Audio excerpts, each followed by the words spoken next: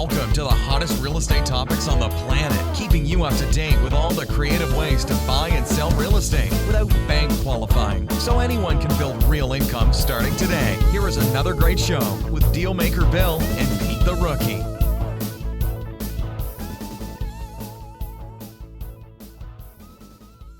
All right, here we are in another episode of Flipping Houses for Rookies. Oh, yes, we are. So, Peter, before we start, I have a disclaimer. I want exchange for this podcast. You want exchange. You want something back because you're giving something, so you want something. Took me 3 hours. Took me 3 hours to write this podcast. Geez, you've been up, what have you been up since 6:30? Exactly. I've been at my desk since 6:30, and we're starting late because you guys were waiting for me to finish writing it. That's right. So what do I want? You want reviews. I want reviews. Reviews. Please reviews. Send me reviews. Go to iTunes. Go to flippinghousesforrookies.com/podcast. Give us reviews, especially on iTunes. I need iTunes reviews. I'm trying to hit like lots of reviews. I think we're like 80 or 90. I'd like to hit 100 or plus. Oh, yeah. Okay, so here we go. And don't forget, folks, when you give Bill and me reviews, we know what you're interested in. Exactly. Like, think of like what you need to know about this business. Tell us. Exactly. We don't care what we talk about. Exactly. We finish this, we're going to go talk to a partner. We're going to go smoke a cigar. We're going to go have lunch and go fix a house. I'm going to get a house sales contract signed, fixed up, sold, make a bunch of money. So, like, we don't care what we talk about. Tell us what you need. Yep. Call us. Episode number 164, Peter. If you need help doing that, if you don't know how to make an iTunes review, you can go to flippinghousesforrookies.com/iTunes review, and it goes through how to do that. If you need help. If that doesn't work, here's Bill's phone number. Wow. Emma's on the podcast. Yeah. Whoa. Episode number 164.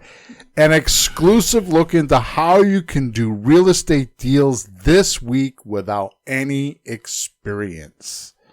Ooh, that's why it was so hard for me to do. Oh. Here's the description. Whenever you are in your... I'm going to start over again. Whenever you are in your financial life... So I'm going to read the right words. Give it to me. I have to get in the mood here, Wherever you are in your financial life right now, you have the power to change your future. This is not meant to psych you up and fill you with enthusiasm only to be left behind with results in a few days or a few weeks. As of this podcast, right now, you can never say you don't have a vehicle to take you to your dreams in life. And I'm not joking here. Today, we are going to lay out some very hard to find and proven and tested secrets that has taken us over 15 years to figure out. This little mini program are the exact details and steps you can use to do real estate deals this week without any experience, money, or mentoring. You may ask, why would we do this? That's what I would ask, right? Because we know, meaning you and I, we know you will get bitten by the real estate bug and hopefully come back to us when looking to learn more while advancing your career in this wonderful and amazing industry. Now let's get going. On this journey where we expect success of you. How's that? True dat. Before I start, I would like to start the podcast off with a disclaimer. This is not an entertaining podcast where you just listen and leave feeling good, pumped up, and enthusiastic.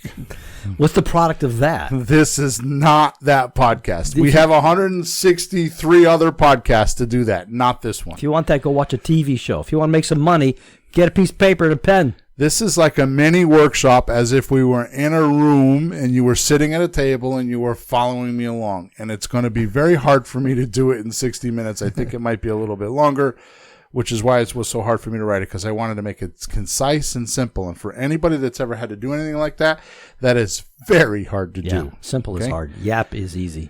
So this is more like a mini workshop, okay? So please make sure you listen once if you wish to satisfy your curiosity, But then go back and listen with paper and pencil and make sure you take notes and stop at each one and go do the things that we're talking about, because this is not a joke.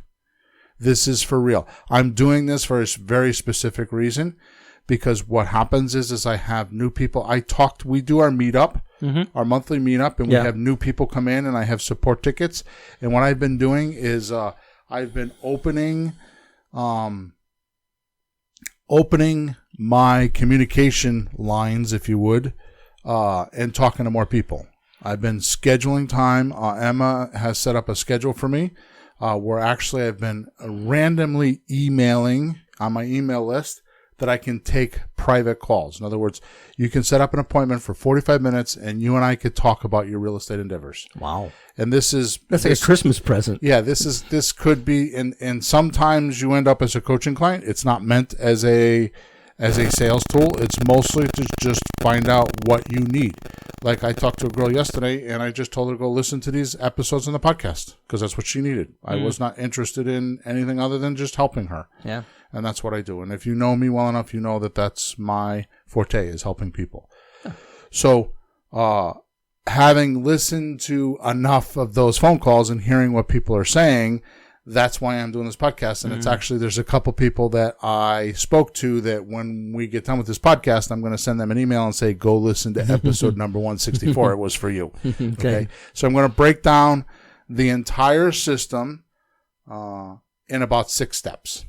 Now the steps are big, but they're about 6 steps, or there's 6 segments of this. If you want to get this in full disclosure, like I did this actually a 1-day seminar, which is really hard to do, to take a 1-day seminar and turn it into a 1-hour podcast. But if you want to get every little detail, all the documents, all that kind of stuff, then just go to flippinghousesforrookies.com. Click on the courses page up front, and you can get the blueprint course, which is, I think, less than $100 if you want to get like full information. The only difference is here I'm going to refer you back to other podcasts, so you can go listen to the specific podcast at each step. The blueprint course won't do that. So if you take this blueprint, this blueprint that we're going to talk about on this podcast, and you put it with the blueprint course, there's no reason why you can't do deals. No, we've had people buy properties just off these podcasts. And if you make it that specific, it's like a little mini course. Right. It's a little mini course. Yeah. So normally I could easily charge for this podcast, but I'm not doing that because I just don't want to do all the work for freaking $20 podcast or something. So here we go. Step 1. Right in, Peter. Let's get right into it. So the first thing I want to talk about is time blocking. You have to have specific times each day or each week to do the tasks we're about ready to talk about. Okay? If you don't do that, then you aren't going to do it. You have to make an appointment with yourself. Think of it this way, Pete. So what are you, Pete the rookie, going to do this December 25th? December 25th. Are you busy? Can you and I go out and look at houses? If it's a good one. If it's a good one. If it's a good one.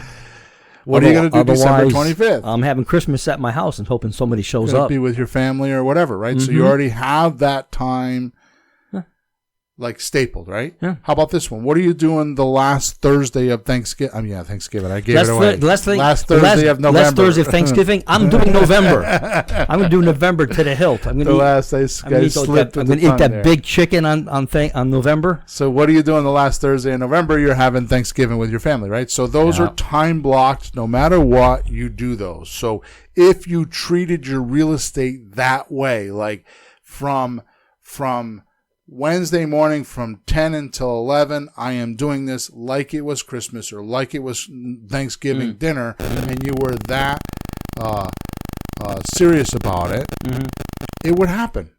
You know how I think about it? People do that for their job, right? Yep. That most people don't like. They just don't like it. Right. But they do that because they're going to get a paycheck and all that stuff. But, well, how do you get out of that? Right. You force yourself to do your own damn thing. Right. And just keep yakking at it until you get something going. So stop complaining and these dates are important, and they're blocked out of your time, right? In your calendar. They're actually blocked, right? Yep. December 25th is a day off for everybody.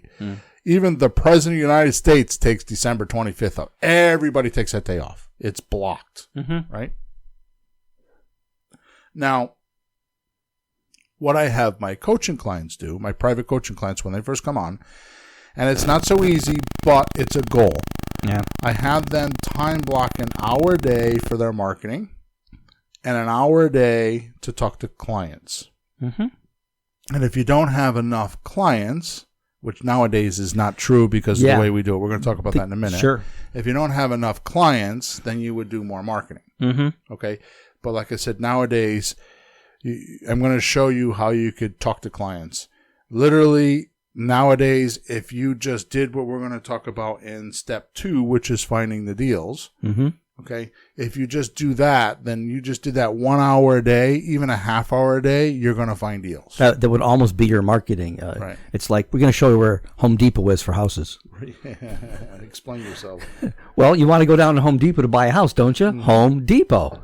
It says they sell homes. As far as I'm concerned, it says Home Depot. It says there's a depot there with a bunch of homes in it. Let's go buy one. You know what it is? It's kits. It comes in kits. It's in pieces. It's not assembled. It's in pieces, yeah. It's an erector set. We did a shed that way. We managed, but not the whole house. But this is really like Home Depot for like real houses. We'll tell you where it is, how to find it. Good. So time blocking. That's a big thing. Now, for a full description, because I want to make sure that we like boogie along here and keep moving. For a full description on how to fully utilize time blocking, go to episode number 145. It's on time blocking. Mm-hmm. Also, episode 129 for those of you that are procrastinators, because we did a whole episode on procrastination. So, funny, huh? We got to send them to either the time blocking one or the procrastination one. Okay. You pick which one you are. And you know who you are. Yeah, but what if they don't do the procrastination one? Where's the bitch slap for that? Come on, where's the bitch slap? Get off the podcast. You're not allowed on no more. Slap. So, if you want to learn how to do time blocking in full detail, there's a 60 or 70 minute show there that's on time blocking. I go over all the details. Or you can go to, if you have trouble with procrastination, go to episode number 129. Okay? Mm-hmm. Step 2. We good on step 1? Yeah. Good. What is step 1? Time blocking. Perfect. Which means just the idea of just put time aside for things and don't get caught into letting life roll you down the river like you jumped in and just getting swept away. Like, call your shots. That even happens to us. Well, yeah, things happen. Things happen. Like, for example, you have a picnic coming this weekend, and you like, I haven't seen you for 3 days because you're like getting your house ready. Mm-hmm. It's like, well, I have deferred maintenance. Yeah, whatever. Yeah, whatever. Blah blah blah. You have deferred offers right now, is what you have, because you've been dealing with the deferred maintenance. But who wrote a purchase and sales contract this week? I did. On what house that who found? Okay, you're welcome. Step number 2. But I'm actually using the time blocking. I do that stuff early because it's hot around here this time of year. Then after lunch, I worked. I talked to 2 brokers and I did some work. Good. I wrote a script. I spent a couple hours. I squeezed it in nonetheless. Nice. I should send you my daily report so you know I'm not goofing off. Correct. Start. Send me yours. Step number 2. You send me yours? It'll take me more time to write the freaking thing than anything else. That's why we don't do that. Okay, what's step 2, Bill? Step number 2. Excuse me. Finding the hottest and most motivated sellers in your area so you can do deals quickly and easily. Okay. This is episode after episode after episode we've talked about this. But there are 2 ways to do this easily. Now, I want to put a disclaimer here, okay? What are we going to talk about right now? What did I just say? Finding motivated sellers. Okay, good. Yeah. Hang on. Sorry. I have spent $7,000 to $9,000 a month for many years. I don't these days, but for many years, at least 6 or 7 years, doing marketing. Okay? I've done the research and development. I feel like I know what works and doesn't work. I've done hundreds of thousands of dollars of marketing. So when I say there are 2 ways to do this easily, do not take that as some little light, feathery thing that somebody's talking about. I'm telling you, I have spent hundreds and hundreds and hundreds of thousands of dollars and lots of disappointments. Yeah. on what I'm going to tell you right now. Oh. So if you think that this is like some little just passing comment, you're wrong. Yeah. Just listen. Just because it doesn't cost a lot and it's easy to do, it's like you found the fishing hole. Right. Like you've been out in the ocean scouring without like a radar, Right. and you find the fishing hole where all the fish go. Right. And like, well, that's too easy. That's right. Sorry. That's right. Sorry, but it takes that kind of work to find simplicity. In the end, things are easy. In the beginning, it ain't. That's right. When it's easy, listen. Exactly. So the first thing we're going to do is we're going to call for sale by owners. That's the first, quickest, easiest way. Okay? Yeah. So That's like going to the fish market. Right. They're right there. You want fish? Go to the fish market. The reason that's Jesus. exactly right. The reason why we call for sale by owners is they tend to be motivated. There's a lot of suspects in there, but here's the deal. They're motivated not to use a realtor in most cases. Mm-hmm. They're motivated to to sell a pretty house in most cases. Mm-hmm. They're usually motivated to listening to a rent to own because very many times they have a second house or a third house they want to get rid of. There's just a lot of reasons. They don't want to pay fees. Yeah, void fees. They're willing to listen to your proposal in most cases. Let's put it this way. There's more motivated people in this pool swimming around than there is in any other. Mm-hmm. Okay? Mm-hmm. Plus, you could do it right now. You could do it. You could stop listening to this podcast and go do it right now. Yeah. Okay. Yeah. So here's how we do it. So I want you to go to Google and type in your city, your county, or your state, depending on how many leads you want. Your city will have less leads. Your county will have more. Your state will have more. Mm-hmm. The biggest fish in the pool is going to be Zillow. Okay, I'm going to divert for 1 second because I want you to understand what the importance is here. And for those of you that have a typical paralysis of analysis, I want you to not do this. If you don't have that, then please do this. Okay, because these people that have paralysis from analysis will spend all week just doing this. And that's not what it's intended to do. Okay, so here's what you're going to do. You're going to type into Google. You're going to go find 10 properties. Now, I'm going to describe to you what you should look for easily, not get into a whole like PhD on what I'm going to teach you right now. Yeah, there's a few things you got to find, and then you know in the right pool. So fishing. a hot market, knowing these definitions will help. A hot market is a property you put for sale and within 30 days it sells. Mm-hmm. Okay. A cold market, in other words, that's called which market, buyers or sellers? For what, the first one? Yeah. That's a seller's market. Right. So it's a seller's market. Because it's good for the seller. Right. Now, everything's abbreviated. Seller's market it's good for the seller's And they market. get cocky about it. Yeah. Right. Maybe there's not too many houses in the market or a lot of buyers. Supply and demand favors the seller. Right. Things go fast for them. So the next market is a cold market, or otherwise known as the buyer's market, where the buyer dictates what they're going to do, right? Yeah. So a buyer's market is when you put a house on the market, it takes more than 90 days to sell. Right. Okay. So the first one, which is the seller's market or a hot market, it's really hard to buy real estate creatively or buy real estate in general. Yeah. But it's very easy to sell it. Right. Okay. It's a seller's market, so it's easy to sell, but they don't think they need to give it to you, so they wait for the bigger money. Because they know if they don't like your offer, they wait 2 or 3 days, another one will come along. Yep. Okay. Yep. Buyer's market, which is over 90 days, it's really easy to buy and more difficult to sell. Mm-hmm. Okay. Mm-hmm. So the sweet spot is in that 45 to 60 days. Yep. That's a sweet spot. The cockiness goes down a little bit. They're humbled a bit because it's been on the market and they thought they were going to put it on the market. In the first 5 days, everybody in the town was going to come look at their house because it's the most beautifulest house on the street. Yes. Or in the neighborhood or in the town. Right? Yes. I've heard that story like a bazillion times. So at this point, they're humbled a little bit. So when you go on to Zillow or wherever you're going to go to get your for sale by owners, you want to look for houses that have been listed 45 to 60 days. Mm-hmm. Those are the best ones. Go find 10 of those. Mm-hmm. Okay? And all you're going to do is just look for those criteria. Don't go crazy. Matter of fact, you can even filter Zillow to look for those for you in your city. How many days on market? Right. DOM, days on market. Yep. Okay. That's an abbreviation, days on market. DOM. Yeah. Learn the lingo. So once you get 10 of them, which, by the way, when you go look on Zillow, because Zillow's the big beast in the room. Yeah. Right? When you're looking for the phone numbers, make sure that you scroll all the way down to the bottom of the page.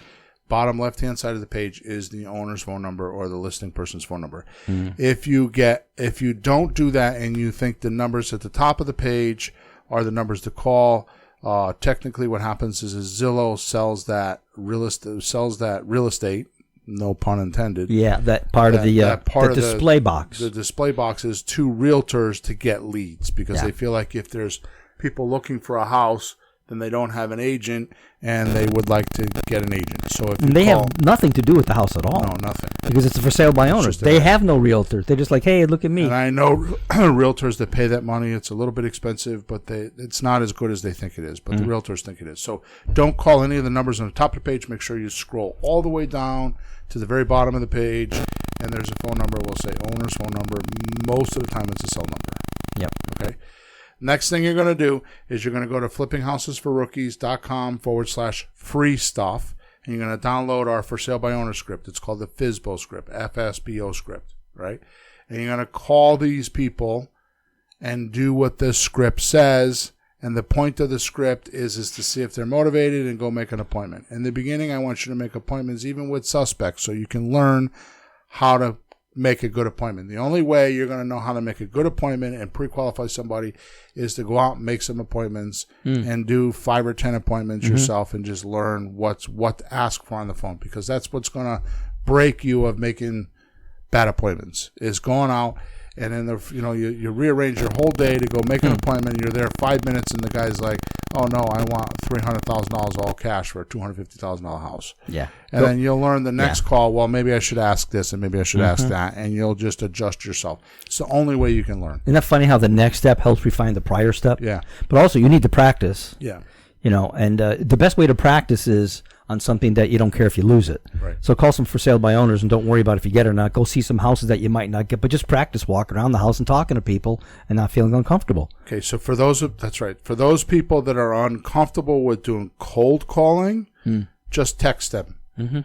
Just use the for sale by owner script in text. And you'll find that after 2 or 3 texts back and forth, it'll be easier to talk to them, but you'll feel more comfortable because you feel like you've learned from them. You feel like you're willing to talk to them now because you've had some conversation. It breaks the ice. You feel like they're calling you because they did. And you do one question at a time. You don't do the whole script. You just like throw one thing out. I have a student that has 5 kids and travels. And she just bought a $1 million house for $945,000 on a $100 deposit off a text. Okay, she texted. There is no excuse anymore, Peter. No excuse. After today's podcast, after this discovery, and it's not even a discovery, it's just testing, and this is what we found. You could be the busiest person in the world. You can at least send some text. You can send 5 or 10 texts a day to people that are looking to sell their house and strike up a conversation. If you can't do that, then get out of my life. Get away from me. Don't get off my podcast. Don't listen to me because you're just a suspect to me, a complete suspect. Well, that's the epitome so just go away. Texting is the epitome of like your own schedule. Right. Because that's why I found real estate to do, because I needed something that I could do when I could do it, Or if I can't do it today, I do it tomorrow. But texting, don't text at 3 a.m, but you can text anytime, and then 3 hours later, answer them on lunch break when you get home. It doesn't matter. People wait half a day for a text. It's fine. Right. And they don't think it's weird. Protocol, yeah. They don't think it's weird. So definitely there's no reason why you can't do that. You should not speak to more than 20 people and not make an appointment. If you do, then you're not using the script. You need help. You should call, send a support ticket. You should call us, do whatever. You need help because you're doing this, the FSBO script wrong. You're ad-libbing it. You're not practicing it. You're not doing the right things. Follow instructions. Right, exactly. All right, number 2. So I told you I was going to give you 2 ways to find leads, right? So the second one is write handwritten personal letters. Mm-hmm. Just sit down with a yellow notebook pad. Go to Walmart. You can buy them for $1 or $2, right? Get a yellow notebook pad, a legal yellow notebook pad, right? And write as Like many that. letters as you can find. Yeah, well, they can't see that. So, but yes, you can write as many letters as you can find. And all you have to do is just say, "Hi, my name is Bill. I would like to buy your house at whatever address. Please give me a call and a phone number." That's all you need to write. You don't need to be any more elaborate than that. And it doesn't say you're buying it, so you'd like to. Right. So if you don't, that's fine too. If things don't work out, they're like, oh, what if I don't buy it? Right. It's fine. Just start a conversation. So there's no reason why you can't write, 1 or 2 or 3 or 5 letters a day. I would prefer 5 letters, a minimum of 5 letters a day. Yeah. I could tell you that the amount of outflow equals the amount of inflow. So the more letters you write, we send about 100 handwritten letters a week, plus we send 100 typed letters a week. And honestly, right now we don't do anything else. That's all we're doing. I'm not doing for sale by owner calls. I'm not doing signs. I'm not doing anything else. I'm just doing these 2 things. And if it gets a dip, all I do is I text 25 people a day. Yeah. And within 25 email or 25 texts in a day, we make an appointment. Okay. If you follow the FSBO script.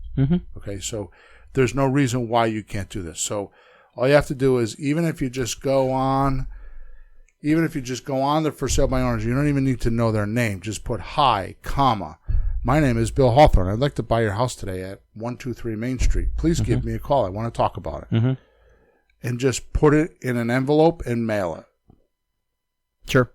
That's it. Yeah. There's a lot of stories how that whole thing started, but one of them is that somebody saw a house and wanted to buy it and nobody was home. So he went to the car and he just scribbled a note, stuck it in the door. So, I mean, if somebody says, I want to buy your house, what are you going to say? No? Right. If it's for sale, you're going to say yeah. And if it's not, nothing happens. So there's no faster way to do the deal than either one of these 2 things. Yeah. Okay. And you should if you can do both, do both. And this is not expensive. This is not elaborate. And if you have a job, you can still do this. Okay. So for more information on how to find hot piping deals, go to episode number 99. And we go over how you can find hot piping real estate deals. Okay, so episode number 99 will cover it in more detail. If you're a thinker brain and you need to get more details in this, or if you're stuck in paralysis of analysis, then go help yourself, and then in a year from now you can send me a support ticket telling me how you haven't bought a house. How it doesn't work because it doesn't work because I didn't do it. Right. Sorry. Step number 3. Okay, what time is it? How much time? 27. Okay, good. Step number 3. So we're halfway through. Here's a big one, Peter. Handling sellers' calls when they come in. This is a big one. Now, you've never heard me talk about this because I just recently found this. Get out of here. So I got a new thing here. So first of all... Oh, now I'm going to listen. Exactly. So first of all, the big question is what phone number do you use? So if you're going to write a yellow letter, what phone number do you put on the yellow letter? Which, by the way, you don't have to use a phone number in your yellow letter. I'm going to suggest this, but for a while, what happened was I actually did this for a long time with a student because they worked so much they couldn't take a phone call. Wow. So here's what I did. Wow. I had them open a Google email. Okay, was just specific just for the yellow letters, was a Google email. If you go into email settings, you can put the email on vacation mode. Oh, yeah. Okay, I had them go to SurveyMonkey, which is a free survey service, and I had them use 8 or 10 questions asking about the house, like, do you have a house for sale? All the questions that which I didn't prepare for this podcast because this is an ad lib, right?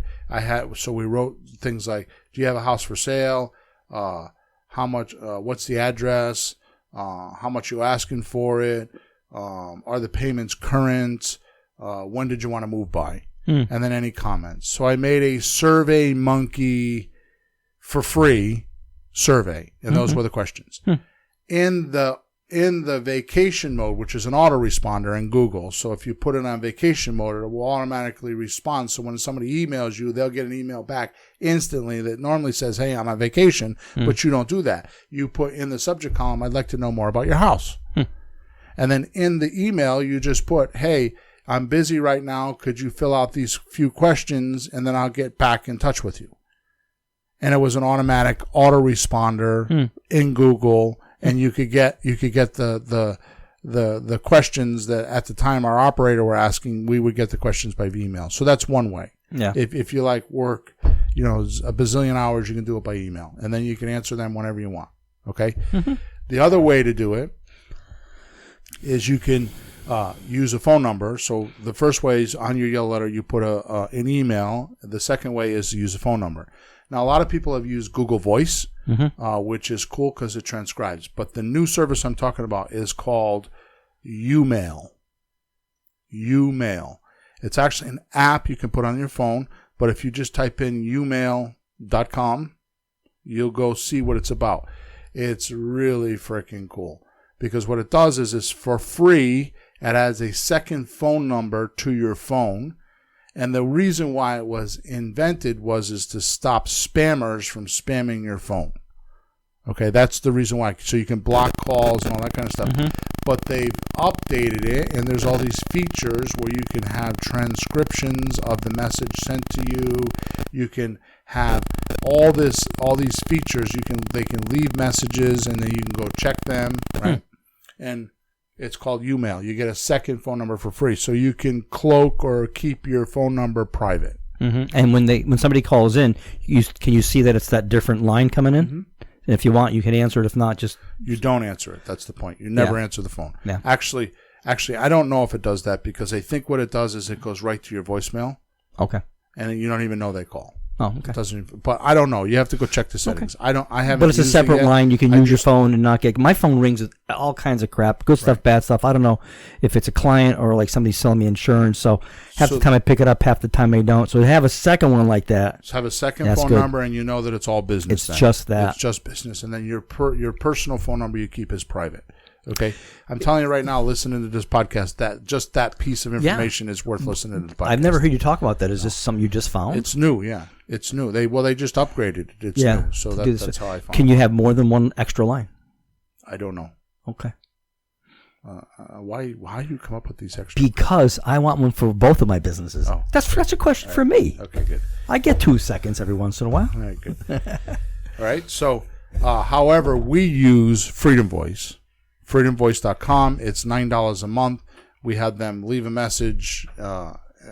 Actually, we use a free recorded message to do a little bit more pre-screening, which is a little bit more complicated. We have a pre-screener message. They listen to the pre-screener message, and they go to our voicemail. Yeah. Okay. The best thing to do is to do what I just talked about, because I've been testing the crap out of this, and I have found, especially my coaching clients, that when you automate it, it loses deals. So we did a podcast, or I did an email not too long ago where I talked about going back to basics,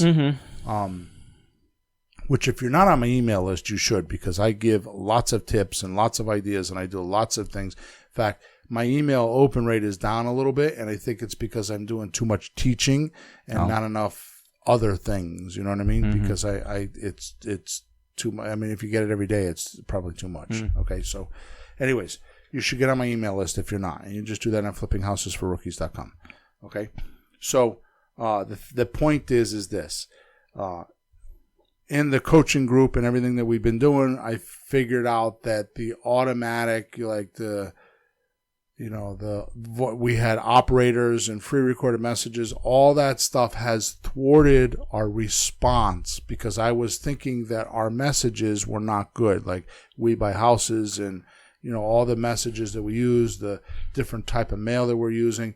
I was thinking that it was getting old and played and not used. When I realized that it had nothing to do with it, the messages that we use that I've been using for 10 years are still as good as ever. Like I just told you about the letter that we write, right? Those are as good as ever. The problem is that people were calling, and the letter is so personalized that when they call and they think it's a business, they hang up because they think it's a scam. Yeah. So if you're going to write a personalized letter, then make sure you send them to a personalized message. Okay? Because otherwise they think it's a scam. People are their scam radar these days is very high. Okay? They really have a lot of tools to do that in their mind. So here's what you do. You have a message like this. It's going to say something like this. Hi, you reached the voicemail of Bill Hawthorne. Obviously use your own name. Hi, I'll do it again. Hi, you reached the voicemail of Bill Hawthorne. Please leave a message. If you have a property for sale, please leave the address and your phone number at least twice so I can understand it. Thanks for calling. Period. And that's it. And you sound like a person, because that's what they're hoping they're talking to. They don't want to talk to a realtor, a business, a thing. Right. Cool. And it works. And Cool. since we've started doing that, Yeah. all of a sudden we're making more offers. Yeah. Okay. So wouldn't it be crazy if somebody still had a landline? Right. Right. Well, we do. Well, yeah, in essence, it's an internet landline. But if somebody still has a landline, set it up for a voicemail. So that would be fine. So what we do here is we don't have landlines. We use a company called Call Centric, and for like $8 a month, we buy a phone number, and then I paid $80 or $90 or whatever it was for a phone to sit on my desk. That's actually an IP, right? What does that mean, Emma? IP, Internet Protocol. IP. What does IP mean? Internet Protocol.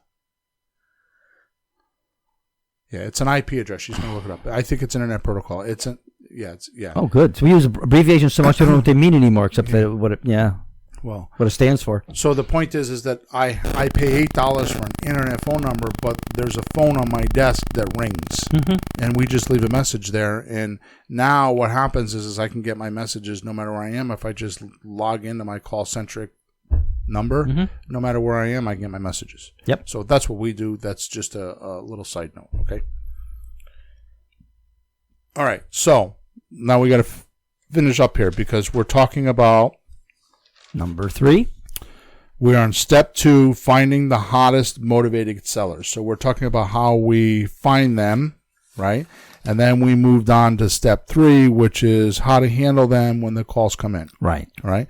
So the first thing is like what phone number, because when you're writing your yellow letter, you need to make sure you know what phone number you're going to call, or we could do the email service like I was talking about, right? So those are 2 very good tips. Okay.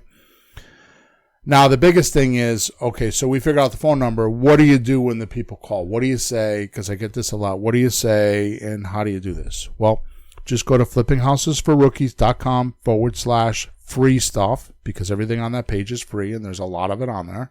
Okay. Download the prospect suspect form. That's all you do. Now, this one-page form will ensure these things. Okay.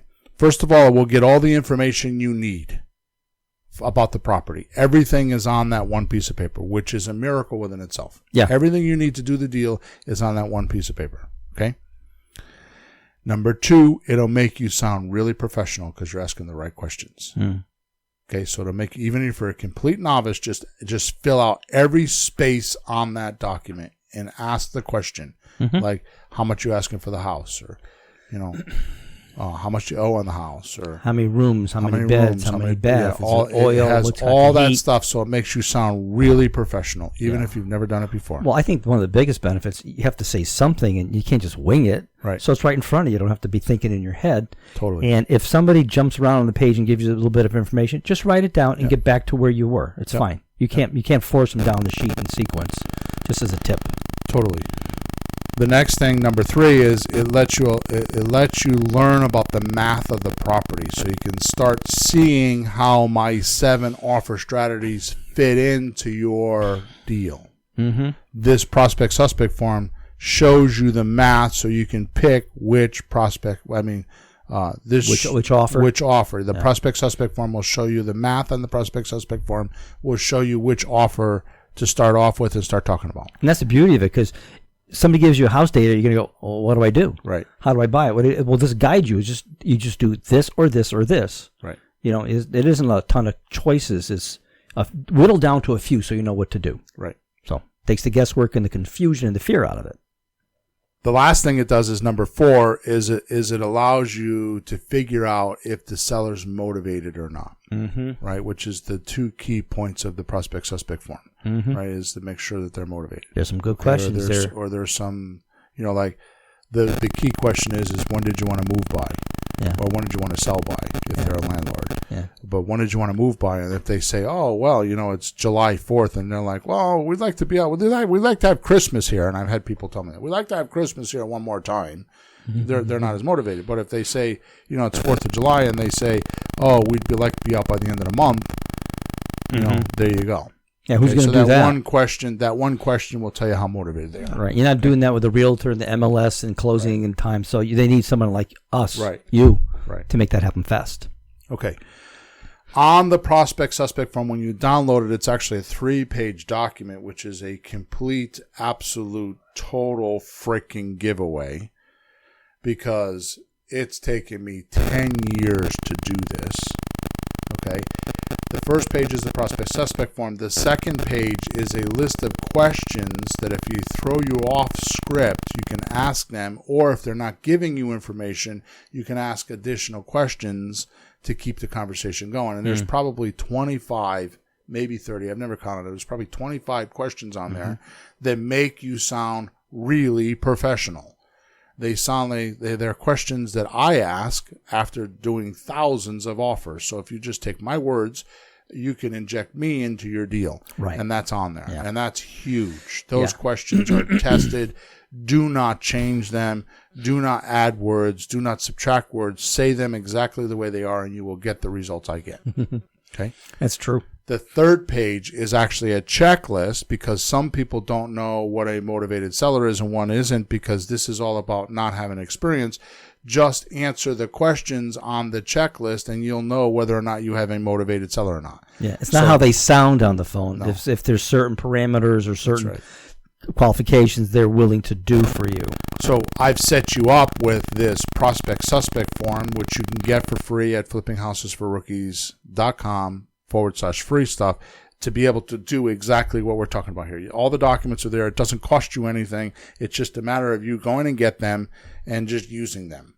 Okay? By the way, to clarify something, the for sale by owner script is an outbound device. You use that for calling FSBOs, and you use that to do that. That's the form you use for outbound. Okay? Right. If the conversation goes a little heavier, like they are interested and you need to convert into a closing call, because the outbound is an opening call, then use the prospect suspect form. To get the rest of the data that you would need. So you can use both forms. If you're doing mail, your inbound calls are the prospect suspect form. You would not use the FSBO script to do the inbound phone calls. So they are calling there's you. There's 2 different forms for 2 different types of flows. So if they're calling you, they're telling you that they're interested. So you don't have to ask, "Are you interested?" They're calling you, so they are. So you can jump ahead a little bit. The first question should always be is, do you have a house for sale? Yeah. Because that's always the first question. And it's on that. Yeah. But they're a little bit ahead of the game because they're calling you. So if you're doing outbound calls, use the FSBO script. If you have inbound calls, use the prospect suspect form. And the prospect suspect form can also be used if you get into a deeper conversation on the FSBO script. You can transform from that script to the prospect suspect form. Yeah, because there's more data on it. Yeah. Okay. Okay, so for a much deeper look at what we're talking about here with the sellers, then you can go listen to episode number 149, which is podcast episode number 149, which is how to survive anyone selling real estate. Okay? Yep. Also, you should listen to episode number 120, why I don't do due diligence before I make an offer. That's going to set you up for the next step, which is making an offer. So you can look at why I don't do due diligence before I make an offer. Because once you make an appointment on step 3, which we've just talked about, you're going to want to go out and make an offer, and you need to know why I don't do my due diligence Okay, or the very little due diligence I'm going to do. Okay? Sure. It sets you up for step 4. Sure. The thing is, it's step by step. Yeah. And you don't have to worry about the whole process because you're not at the end. You didn't buy the house. You didn't open your checkbook. You just follow the steps and get there. You don't have a deed in your name yet, so there's nothing to fear because you can back out at any time you want. Yeah. Okay. Just go through the steps. So step 4, okay?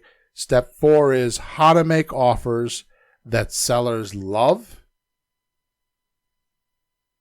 In most cases, beg for, because you're giving them exactly what they need and want.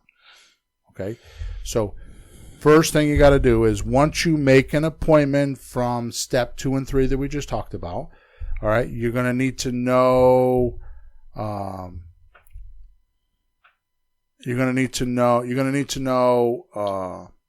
it says need to get into the house, but you're going to need to know what the house is worth. So the first thing you want to do, and I didn't write this down, so let me go look at the podcast sheet here.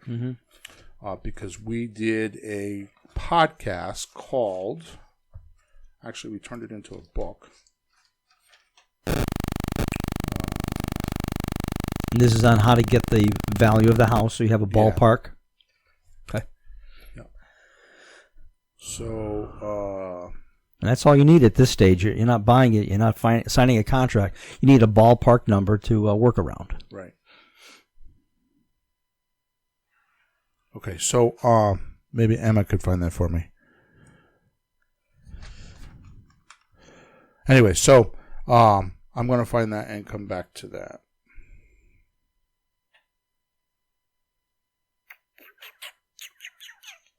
Oh my goodness, I'm sorry. I should have done this before.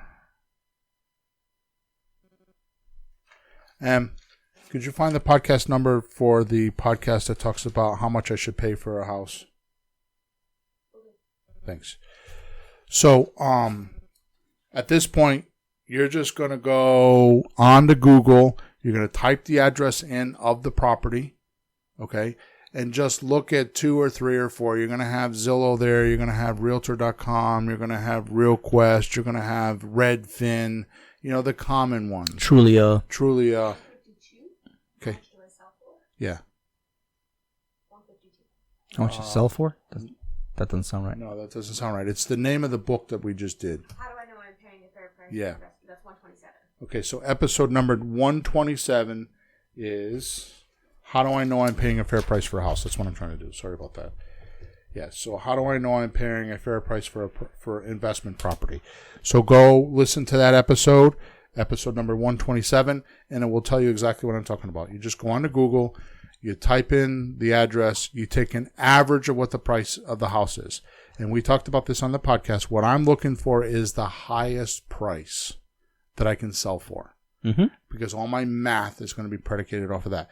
If the house needs repairs, I can always deduct. If it's dysfunctional, I can always deduct. But I want to know what the highest price is that I could sell for on a terms deal.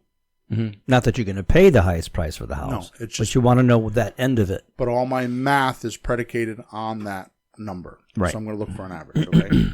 So once I do my Google search, I then go out and look at the house. I don't do anything more than that. I don't bother my realtor. I don't do any of that stuff until I know I'm going to buy the house. Then I might call the realtor and just confirm that my numbers are correct. Mm-hmm. So, because otherwise, if you were to, do 4 or 5 appointments a week and you kept calling your realtor and say, give me comps for this, and then never give him a deal after 2 or 3 weeks, he's going to be like, this guy's just using me. So I do the Google search first. Then I go out and look at the house, and then when I decide I'm going to buy the house, I might call the realtor or I might do a little bit more extensive of a search. Right. The other thing you could do is you can go to realestateabc.com. That's realestateabc.com, and they do a little bit more extensive search. There's actually a spreadsheet on there that they're giving you the comps that they're using, and you can take a look at the other comps and make sure they're real good comparables, which is what a comp is, and you can go do that too. But I don't think you should spend a lot of time doing this. No. But that one has the prices of houses that have been sold, because you can see like what people want to sell a house for, right? Right. And that's not what they sell for. That's right. That's what they want. So that's a little higher usually, 3, 4, 5% than what people actually get. So seeing what a house is sold for, or if you can find that on Zillow or some places, it's a better number. Yes. That's what they really sold for. So once you have some idea of what the number is, what you can sell for, once you're done and you have an idea what it's worth, once it's prettied up and it's ready to go, because it could be an ugly house. Remember, you're going to do all your math from this number once you get in the house, right? Mm-hmm. Once you have that, then you need to go to flippinghousesforrookies.com/free stuff, more free stuff. And there's actually an inspection sheet on there. So go download the inspection sheet, okay? This will guide you through the house. Just bring a clipboard and the inspection sheet and a pen or pencil and just follow the inspection sheet. It'll make you look professional in the house. It'll get you to ask the right questions. And believe me, I forgot about stuff like this. You know, like one time we were talking about one of the podcasts. I was in a house right here in Wallingford, and I couldn't figure out what the hell's the matter what's the matter with the house. And it took me 15 minutes to realize there was no furnace in the house. It was like nice and neat down here. Yeah, not it too was much just clutter. missing, and you just didn't notice it. You know what I mean? Because it was the bank took it out and took all the ductwork and everything out, so there was no evidence that there was anything there. So this checklist will prompt you to look at things. It'll make you look at the water meters and the electrical, and it'll make you look very professional, because when you're in the house, you'll ask these questions. Well, where's this and where's that? And it makes you, it guides you through the things that you need to look for. Mm-hmm. Okay. More importantly, I think that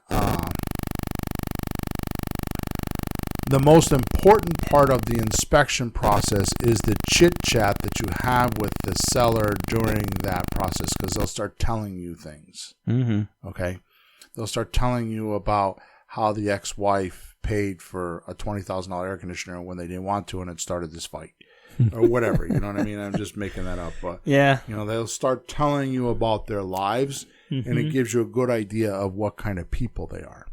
Yeah, or why they might be what the motivation, right? Yeah, what they're really looking what for, their plans why are, why they're like, for example, you might be in a basement full of crap, and they'll be like, well, we're moving to Florida and to a condo that we bought, and we don't have room for all this stuff. It's like bingo. It's like, you bought a condo. Is it already paid for? I mean, it opens up conversation. How did you buy the condo? Oh, we took a second mortgage. Oh, where's the mortgage? Oh, it's on this house. Now, all of a sudden, it just kind of opens the conversation to a lot of other things. So you just keep chit-chatting. So you don't just constantly focus on the physical house itself. You make sure you keep talking to them about things, right? Yeah, what I like watching you is there's almost not a point where everything just comes together. Right. It just keeps evolving until the end when you purchase the property. And things can shift, they can move, and that's totally okay. Right. Be willing for that to happen. Just go along with it. Right. And you find more information, you can use it,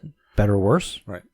Guide you through the deal. That's right. It's not all at once. Okay, so now that you've done the inspection, now you just sit down in the kitchen, on the kitchen table. If you have a presentation pack, which we have a presentation pack, which you can go get at flippinghousesforrookies.com. It's expensive, so don't bitch to me when you come, because it took me a year to make, and it cost me $10,000 for a consultant to help me do that. So it's not cheap. Okay, so don't even, unless you're advanced, don't even go there. Okay. Yeah. Just put that disclaimer in there so I don't get support tickets on. Where's the presentation pack? I'm not giving it away for free. It costs me a shit ton of money to make it, and we make millions of dollars with it. So yeah, no, that saves you so much money on each property. Yeah, presenting it, at your least offer, 10% presenting on your every presentation correctly. Yeah. How much you think per deal? It's at least 10. It negotiates for you just by following the script. At least 10% per deal.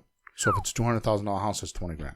Yeah. So it's worth its weight in gold. Okay, so you just sit down, but you don't need that. In the beginning, you don't need that. That's the advanced stuff. Okay, but right now, you just sit down on the couch. Here's what I do. When I say sit down at the kitchen table, it's because I want to do the presentation in front of them. If you don't have a presentation, you're just going to chit chat with them, and then sit at the couch in the living room. Okay, someplace comfortable. Okay.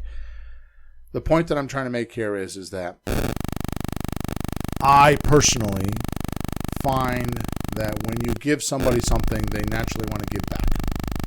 So what I do is and this is very clever negotiating tactics, and you don't have to do this, and you have to do it the right way, otherwise it doesn't work. Okay? I usually figure something out about what we just talked about, or about the house, where I could tell a little short story that pertains to the deal. I'm not just rambling on. It's kind of like a parable, which is a story that teaches them something. I usually try to find something to chit-chat with them about. It builds affinity. Mm-hmm.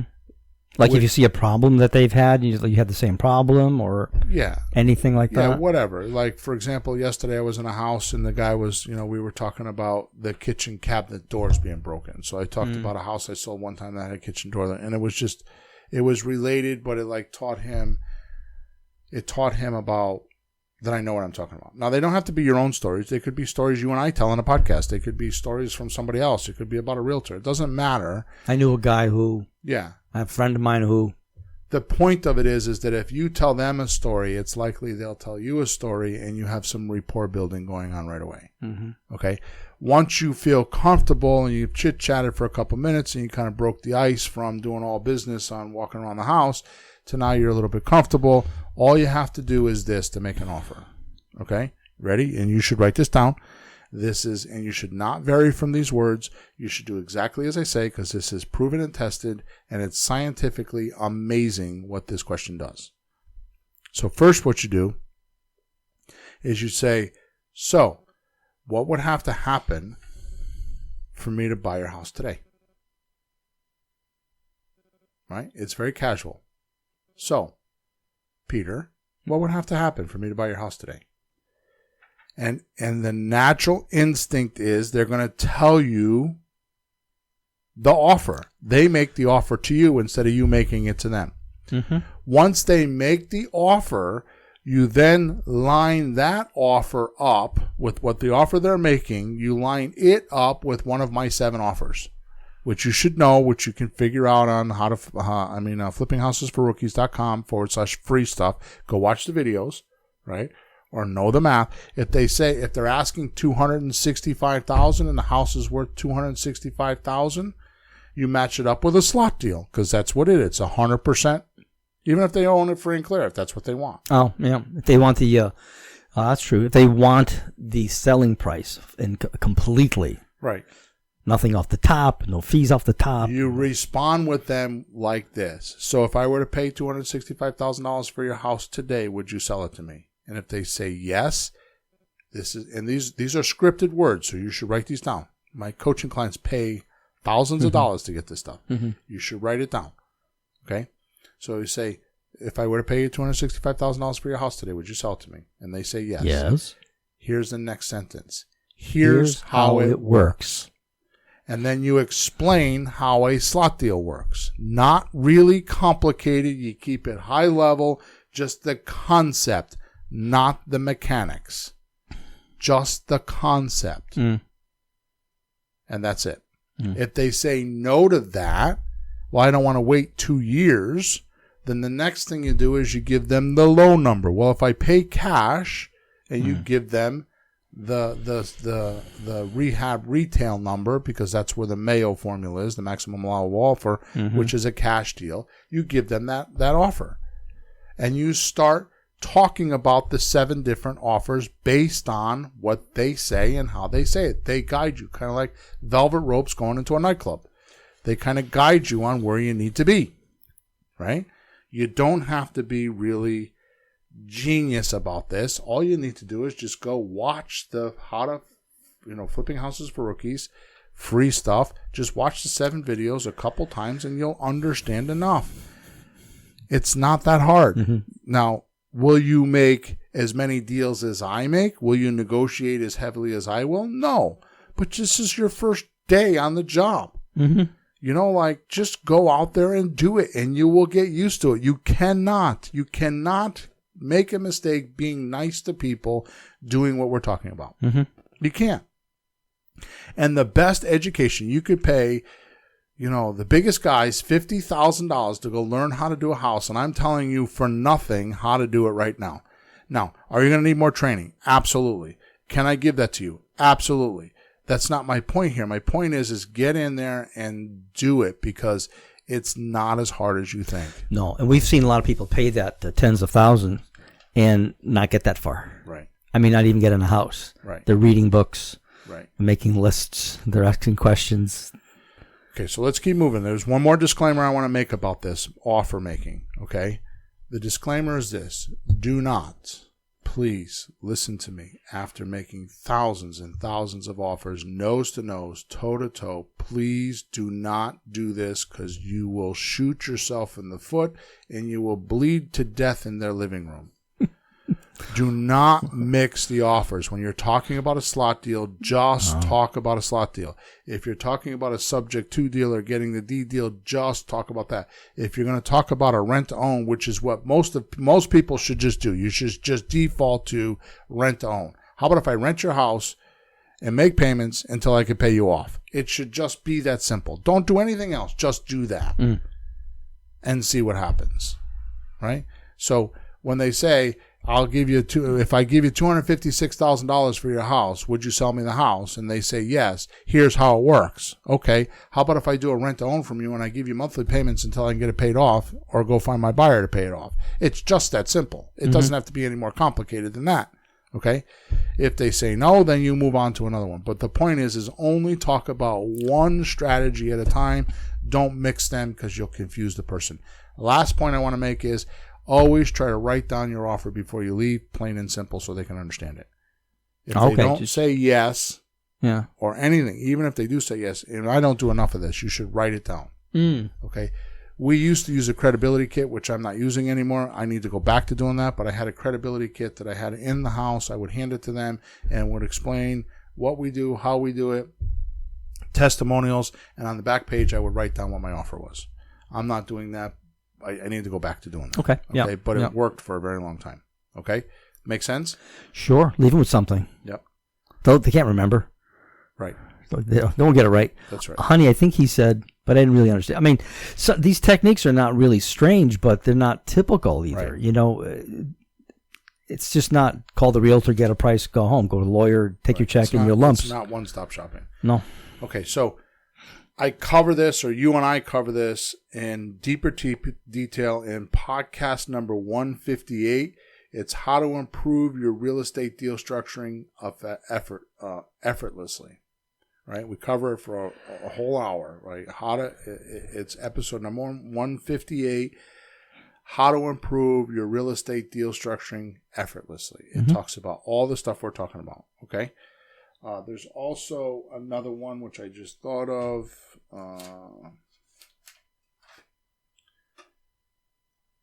It is 15 ways to do something. So it's episode number 151, 15 steps to the deal meeting with your seller. So you can go to episode number 151. Oh, yeah, that's the one in the house. Steps. That's right. Yeah, Making an offer. Yeah, it was pretty good detail, too. Yeah. You walk in, ask if there's a dog here. So episode number 150. Right? That's right. Just, 158. nice details. Or one. What did I just say? 151. I mean, imagine walking in a house not knowing what to do the first time. You're going to feel like an idiot. But like, I ask if there's a dog. Right. Then I say, show me the house, and then it's all there. What time is it on? We're at an hour mark, so we're going to be a little bit late. So, module number 5, okay? Finding the money you need to close these deals so you can get her done. Get her done. Get her done. Get her done. Boy. What's girl. What's the guy's name on the comedian with the cap on? Larry the Cable Guy. Get her done. Get her done. Get her done. How do they get voices like that in this album? Get her done. How do they get that tone? Finding the money you need to close these deals so you can get her done and start getting big checks. Okay. So there's 4 places that you can get money to buy real estate. Okay. And those 4 places are the bank, the hard money lender, the private money lender, and the buyer. Okay. We've done podcasts on this before, which is not that important. Actually, episode number 90 is avoiding the real estate mafia or something like that. We talk about the different money places and the closing and all that stuff. You should go listen to that. Mm-hmm. Okay. So when you first start out, I strongly, and in case you didn't hear me, strongly suggest dealing only with pretty houses. Mm-hmm. Okay. No renovating, no raising money. Right. If you have trouble getting bank loans and or big deposits, You're going to need to learn how to be a creative real estate investor and do some creative financing. And that's best done using number 4, using the buyer's money to do your deal. So what you're going to do is you're going to convince your seller to wait long enough for your buyer to come up with the money. Sometimes that's 3 years, 5 years, 10 years, and it's amazing what sellers will do, right? Like we were just in a house just recently, and they were like, or maybe you weren't with me. They're like, oh, the house I was in yesterday. Yeah. House has been, the mother died 2 years ago. The house is just sitting there with all the mother's stuff in it. They haven't even taken her clothes out. They took the food out of the refrigerator. And the yard is completely overgrown. The guy's never cut the grass. Jeez. It looks like a jungle. You can't see the The house. town in the didn't street. complain? Nope. Why? Why wait so long? Jesus. 2 years been sitting there because he works at the steel mill, works 12 hours a day and half a day on Saturdays, and that's all he's doing. He's not doing anything else. Jeez. Right? And you think a house is this huge asset, and people treat it like it's an annoyance. $50,000 just sitting there. We have another person we're dealing with, a father and son, and the father lent the kid the money, and the son keeps telling me, "Well, next week I'm going to give it to you. Next week I'm going to give it to you." We've been doing that for a year, and there's a dumpster out there now, but that's as far as it gets. It's full, but that's it. They're just not, So don't think that, Yeah. So people don't make sense. So people will wait for their money. Yeah, I mean, especially if you give them more. Right, and sometimes people have no money coming out of the house. Right. There's nothing to come, so it's just like I don't care. It doesn't matter how long you wait. There's nothing coming. Right. There's no equity, so it doesn't matter. It's just a problem. You're saving them from losing $20,000 or $30,000. That's the bonus. Right. So I'm not going to elaborate a lot on this, other than you should just really work on using your buyer's money to get you the deal. Right now, you could do some private money. Private money usually means like people that have IRAs and self-directed IRAs and all that. It's a wonderful place to go get money.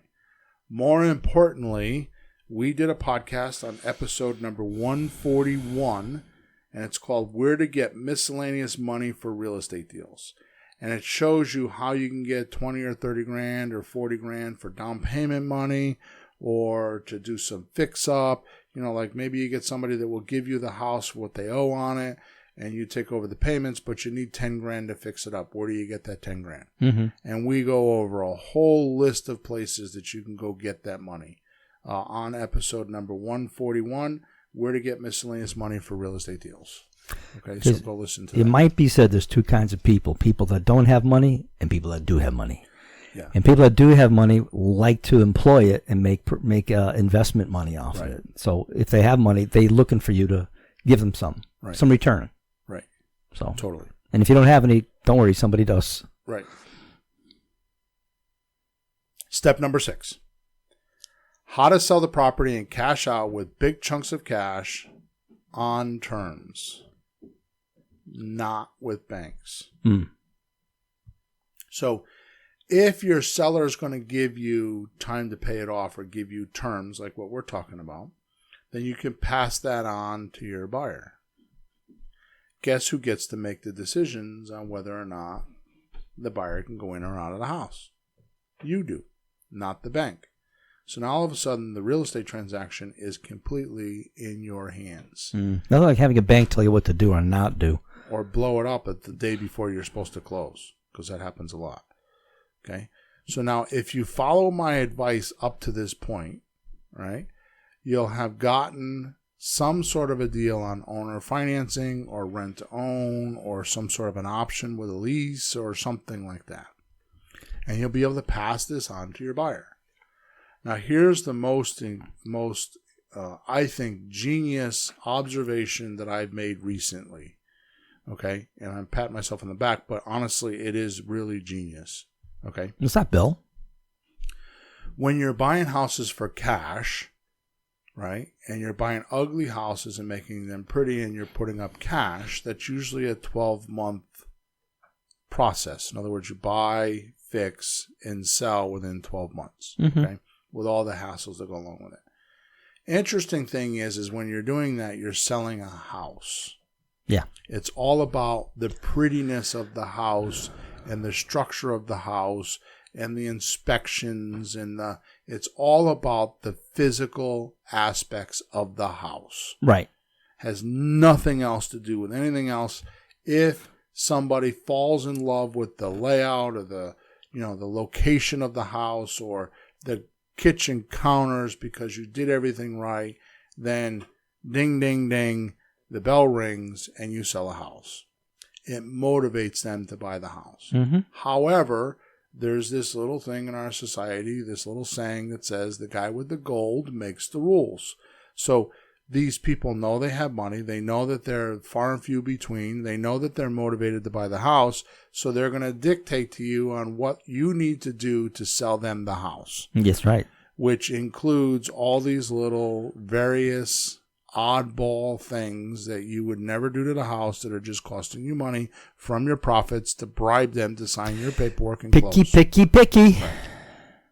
When you do what I'm advising you to do, and you're buying houses with terms, and you're buying houses with I'll pay you monthly until I can get you paid off later idea, Mm-hmm. you are now selling your house on financing. So you're not selling the house, you're selling the financing. And when you sell the financing and you put the 81% of the population that doesn't qualify for a loan into a house, they appreciate it. They'll pay more because if you anything you buy on time, you pay more. Mm-hmm. Like if I sell you my computer today for $1,000, you pay me $1,000 in cash, right? Yeah. That's it. You're done. Put it on a card, though. You pay 24 months, you're paying more than $1,000. Mm-hmm. It's just the way our society is. When you buy it like that, you pay more. So houses are the same way. So if you're going to buy a house and you're going to expect somebody to give you time to pay for it, you have to give them more money. The reason why you can give them more money is because your buyer, who's in the 81% pool, will give you more money for the opportunity to pay now. I mean, instead of paying now, pay later. Yeah, a lot of times they don't know they could do this. Right.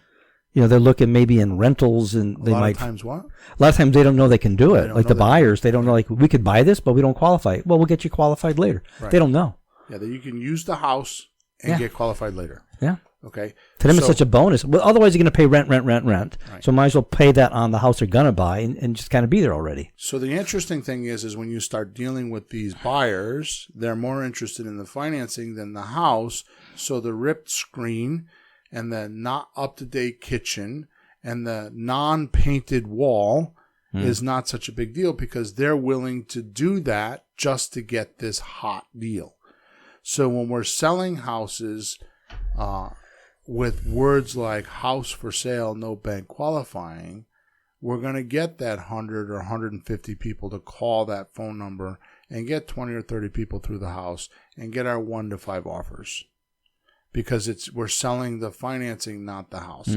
Unless the house is just a shithole, you scare everybody away, but that's up to you to make sure that happens. Like, for example, we have a renovation we're doing and we're showing it, and we call it's what we learned to call it a prehab, right? We went in and spent $5,000 on the house, cleaning it up to make it look amenable to the wholesalers so they don't go in and bash us for another 20 grand because the house is disgusting, right? So it's just how you do that. So, means we're selling the house instead of selling the financing. Or we're selling the financing instead of selling the house, depending on which way we do it. I think of it as an opportunity. Right. You know, they didn't think they could do it. A lot of them don't even know about it. Right. And then they have this amazing opportunity. They could be in a house where they can paint it and fix it. Because in a rental, you can't. You can't paint if you're not. You can't touch the lawn. You can't do anything. You're stifled. Right. Here, it's like, oh, look, we can fix that. It's like a bonus, right? Right. Isn't that crazy? Totally. Instead of a problem, like, hey, we could paint the wall. Right. And that's something they could do. That's something that they'll do on Saturday or Sunday, or they'll go buy, a $30 can of paint, and they'll just do it. But it just dawned on me, it's like not a problem. It's like an opportunity that they never had. Like, don't paint the walls without my permission. Don't use any weird colors. They can do what they want now. Right. So they don't Make mind. it their house, yeah. Yeah, that's crazy. So we cover this on podcast number 104, which is selling a house fast. So we cover how you would sell a house fast in episode number 104. And why is it so fast? We talk about that in the episode. There's the things we were just talking about. Yeah. Yeah, because 81% of the people are in that so pool. we're going to dip into the 81% pool instead of a regular. Yeah, it is fester. Right. It really is. In very many cases, you can buy and sell within 30 days. Yeah, I mean, people don't believe, like, well, who's going to call? A lot of people are going to call because they want the house. Even people that are qualified for a bank loan will call because they're like, well, if I don't have to go through the process of the bank, then why not? What's it going to cost me? Yeah. Even if they do have a ton of dough. And by the way, that's another thing we should cover is that these people, even though they're not qualified, doesn't mean they don't have money. A lot of them don't, but some of them do. I mean, remember your guy out in Waterbury? I mean, he had a 401k with what? He had $400,000 in a 401k, and he could pull 10%, $40,000 for a down payment, which is more than we even wanted. Like, not that much. Right. He was in New York and wanted to get out and move to Waterbury. Yeah. Was a construction worker. Yeah, working for a union or something. Yeah, bridges and stuff. He was a hero. He saved people in a burning building, and they won't give him a mortgage because he got divorced and kind of wrecked his credit score for a while. But that'll be back. I've had a good guy. I've had people that have. I've got somebody in one of my houses right now that got foreclosed on a house. Yeah, but they gave me $12,000 down, and they're in the house. Mm-hmm. They find the money. The trick is to outflow enough and get enough people through the house that you'll find that person. Somebody's out there. Mm-hmm. In most cases, when I go into a city and I do this, a lot of people will tell me, "I've never heard of this. I didn't know you could do rent to own anymore." That's right. And that's just the way it is.